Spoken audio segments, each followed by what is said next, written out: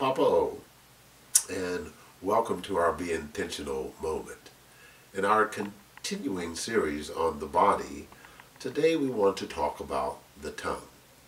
In the book of Proverbs and the book of James, it talks about the power of the tongue.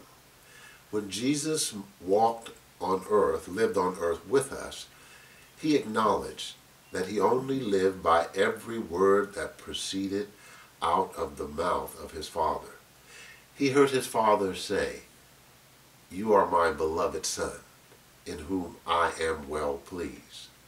It's important as parents and as husbands and wives that we use our tongue to build one another up, to encourage one another.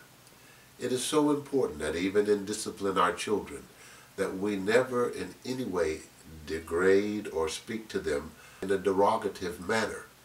My father has gone to be with the Lord. There were 5 of us as children who grew up in his home. I always remember when he would discipline me, he would use the rod on my behind, giving me 7 or 8 licks when I had did something wrong. But I never heard his mouth bruise me. I never heard his mouth put me down. It was always, "Son, I expect you to be obedient. Son, I always expect you to live honestly." And those words are eternal to my soul, even to this day.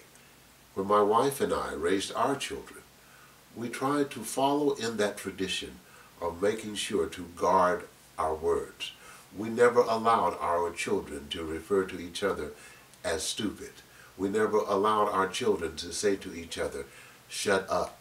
Those were things that were not allowed because they did not generate peace and love and unity. In the Hebrew culture, there is a word that they use to greet one another. That word is shalom. The word shalom means, "How is your peace?"